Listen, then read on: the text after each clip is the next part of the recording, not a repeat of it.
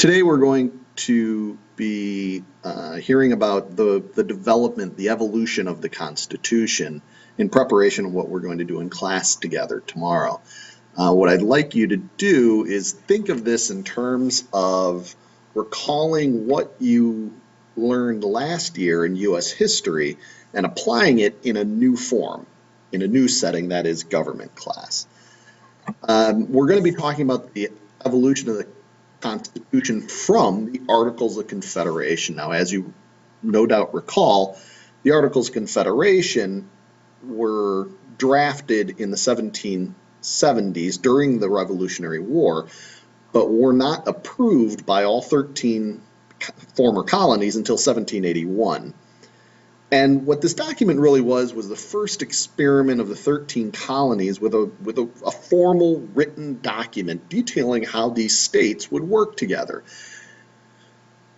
Now, I hasten to add that this didn't establish much of a central government at all. Yeah, they were the United States of America, but rather than forming a central government with as much power and authority as we know today, it established a firm league of friendship amongst the states. Now, I want you to take a moment right now and recall what we talked about earlier about those different comparative forms of government. Remember what a confederation is. You remember, for example, that anarchy was the absence of government. There was no unity at all anywhere amongst any states or polities. Now, a confederation saw two levels of government, the national government and the state government. Remember, we discussed how within the Confederation, the states were more powerful or stronger than the central government. Now, in a federal system, that's reversed.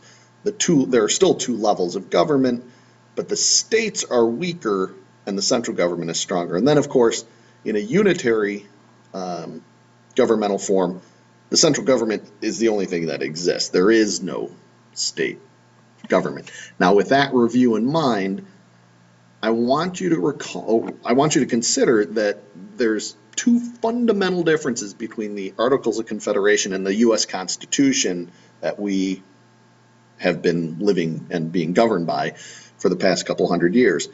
The first fundamental difference is that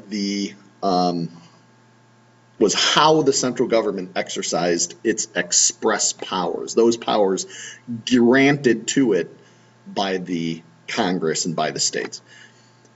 And we'll talk about that here in a second. The fundamental difference number two was the relationship between the central government and the people.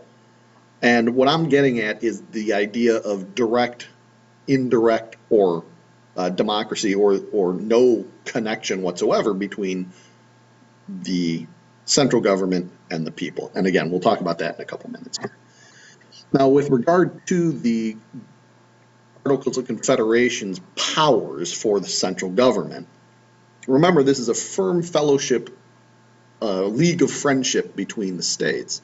Each state delegation cast one vote, no matter the size of the delegation or the population of the state. That didn't matter. So Rhode Island, which was a relatively small population, small state, had the same value in their vote as Virginia, which was the largest, most populous state, or one of the largest, most populous states in amongst the 13 former colonies. To get anything done on major questions of legislation or financial issues, there had to be a supermajority, 75% of the states. Remember, each state cast one vote.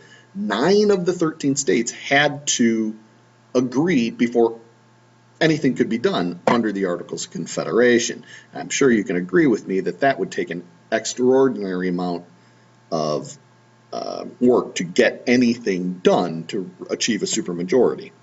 Finally, to amend or change the Articles of Confederation, you needed a unanimous vote. All 13 states had to agree to those changes. And as I'm sure you can imagine, that was virtually unheard of. Okay? And in fact, it wasn't ever accomplished under the Articles of Confederation. Now, with regard to the actual powers granted to the central government, uh, there's some interesting decisions made by the drafters of the Articles of Confederation. For one thing, there was only one branch of government created. It was the Congress. There was no executive branch. There was no national judiciary. Remember, each state had its own executive, its own judiciary, its own legislature. And each of those states were, for all intents and purposes, sovereign unto themselves. They had given away a small part of their sovereignty to form this confederation. But by and large, these states didn't want to give a lot of power to the central government for reasons that you're going to be discussing with me on the Google form in a couple minutes. Further, Congress could not lay and collect taxes. Congress could ask the states for money. This Confederation Congress could ask the states for money, but that doesn't mean the states had to give it. Okay, and can you imagine trying to fight a war without being able to finance a military? It's a daunting prospect. Further, there's no national currency.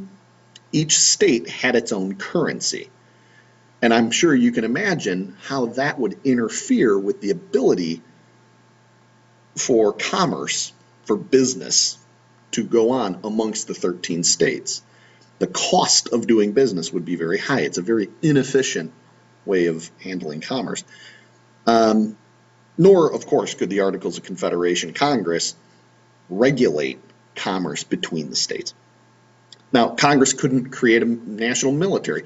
They could raise an army, but they had to go to the states and ask the states to contribute troops. Again, there was no U.S. Army, U.S. Navy. There was the Confederal Congress stating there was an army created, but if the states didn't provide troops, there was no army. They had to rely on state militias or the men from the states that, again, volunteered that were released from their militia to go fight for the national army. Finally, if a state failed to follow an order of Congress, there was no consequence. There was no punishment possible to these states. Remember, each state is sovereign. They're independent from one another. They're agreeing to meet in this firm league of friendship rather than forming a national government. Now, the Articles provided for this government, quote, by the states. That meant each member of the Confederal Congress was appointed by the state government. They weren't directly elected by the people. Each state legislature selected its representatives, its delegates to the Confederal Congress.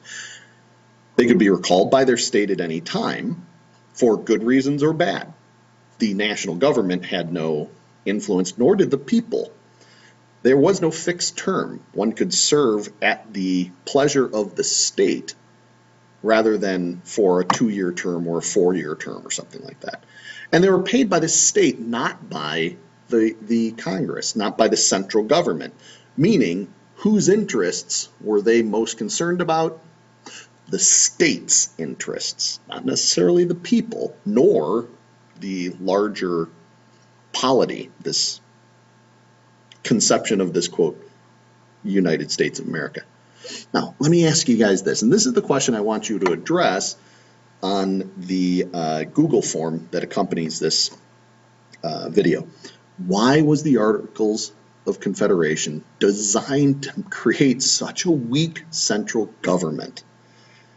Consider where the former colonists were coming from, what they had just gone through, and then I think you'll be able to write down a sentence or two explaining why this system was so weak.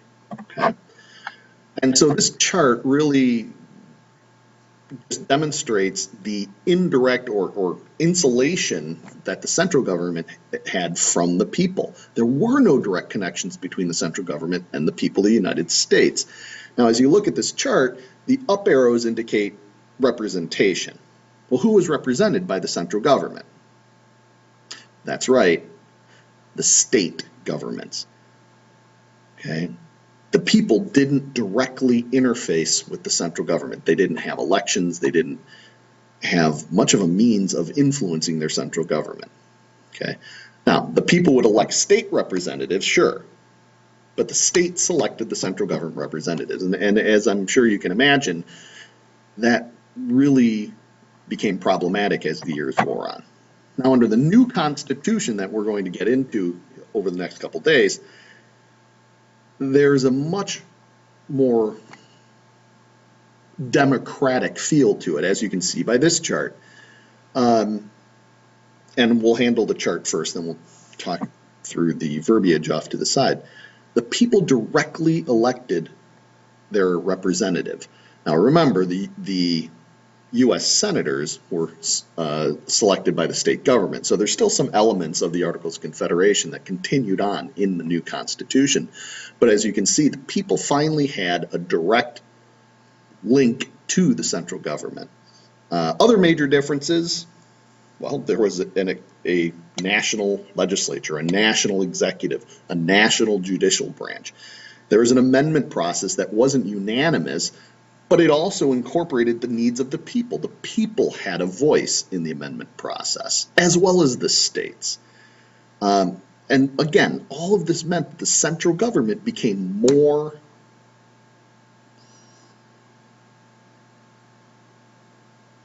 responsible to the people. They had to respond to the needs of the people rather than strictly the interests of the state. Now, other powers of this Constitution, the power to lay and collect taxes. Now consider, where is that in the Constitution? What part of the government has the power to lay and collect taxes? They have the power to form an army, and a navy, a coast guard. And again, consider where in the Constitution that's found. The states were subordinated to the national government. Federal law was supreme over state laws. That's a really crucial, critical idea that we're going to discuss in the upcoming weeks.